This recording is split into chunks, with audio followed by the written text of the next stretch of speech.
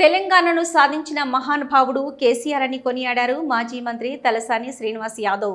ఉద్యమాక్షరాలతో లిఖించిన ఆయన చరిత్రను ఎవరూ చెరపలేరన్నారు.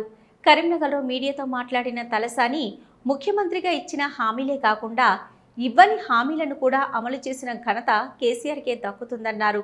కానీ కాంగ్రెస్ ప్రభుత్వానికి కూలగొట్టే విధానం తప్ప తెలంగాణ ప్రజలకు చేసింది శూన్యమన్నారు. కేసీఆర్ బయటకు రాడు అని విమర్శలు చేసే కాంగ్రెస్ నాయకులకు ఇప్పుడు కేసీఆర్ జగిత్యాల సభతో బయటకు వస్తున్నారు అనగానే భయం పట్టుకుందన్నారు.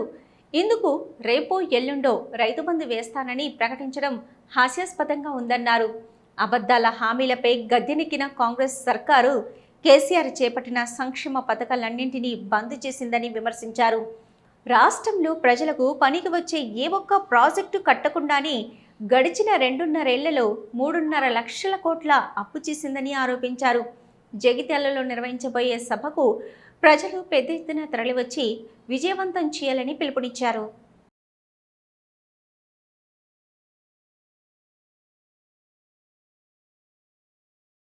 తాగడానికి మిషన్ భగీరథ ద్వారా మంచినీళ్ళు ఇస్తూ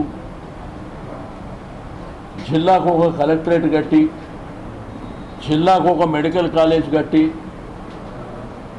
చదువుకునేటువంటి పిల్లలకు గురుకుల పాఠశాలలు ఇంజనీరింగ్ కానివ్వండి మెడికల్ కాలేజీలు కానివ్వండి మరి పెద్ద ఎత్తున కేసీఆర్ గారి నాయకత్వంలో భారతదేశం గర్వపడేటువంటి సెక్రటరియట్ కట్టింది కేసీఆర్ గారు. పక్కనే మన భారత రాజ్యాంగ నిర్మాత డాక్టర్ బిఆర్ అంబేద్కర్ గారి ప్రపంచంలోనే అతిపెద్ద విగ్రహం 125 అడుగుల విగ్రహాన్ని ఏర్పాటు చేసింది కూడా కేసీఆర్ గారే.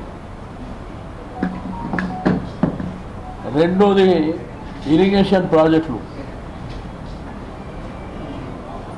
మీకు కాళేశ్వరం విషయంలో కానివ్వండి, కొండపోచమ్మ సాగర్ కానివ్వండి, రంగనాథ సాగర్ కానివ్వండి, మరి దీంతో పాటు ఎండిపోతున్నటువంటి పాలమూరు పెండింగ్ ప్రాజెక్టులు అని చెప్పి 35 సంవత్సరాల నుంచి కాంగ్రెస్ ప్రభుత్వం చెప్పినటువంటి ఆ పెండింగ్ ప్రాజెక్టులను రన్నింగ్ ప్రాజెక్టులు చేసినటువంటి గొప్ప నాయకుడు. మేము అప్పు చేస్తే దాని మీద ఖర్చు పెట్టినాం. కరోనా వైరస్ వస్తే రాష్ట్రానికి ₹1 కూడా రెవెన్యూ రానప్పుడు కూడా రైతాంగానికి రైతు బంధు కానివ్వండి, రైతు బీమా కానివ్వండి, మరి ఉద్యోగస్తుల శాలరీస్ కానివ్వండి, పెన్షన్లు కానివ్వండి, ఏ రోజు కూడా ఆపినటువంటి దాఖలాలు లేవు. మరి ఈరోజు 3,50,000 కోట్ల రూపాయలు అప్పు చేశారు కదా మీరు. మీ ప్రభుత్వం వచ్చిన తర్వాత ఏదన్నా ఒక్క ప్రాజెక్టు కానివ్వండి చేసిందా చెప్పవలసినటువంటి అవసరం ఉంది. ఒకప్పుడు ఈ కరీంనగర్ ఎట్లుండే, ఈ కరీంనగర్ టీఆర్ఎస్ ప్రభుత్వం వచ్చిన తర్వాత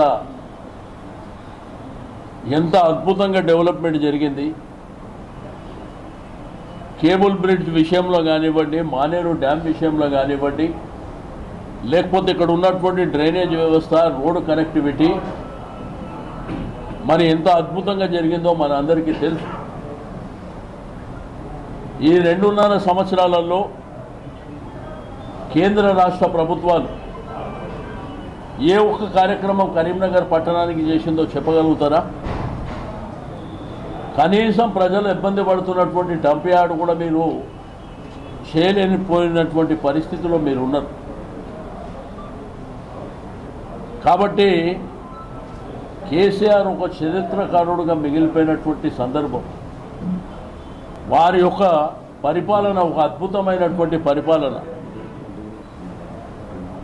నీకు జీడిపి కానీ జిఎస్డిపిలో కానీ ఈరోజు దేశంలోనే ఒక నంబర్ 1 స్థాయిలో నిలిపినటువంటి ఒక మహానాయకుడు కేసీఆర్ గారు. ఒక ఆడబిడ్డ పెళ్ళైతే ₹1,00,000 కళ్యాణ లక్ష్మి షాదీ ముబారక్ అని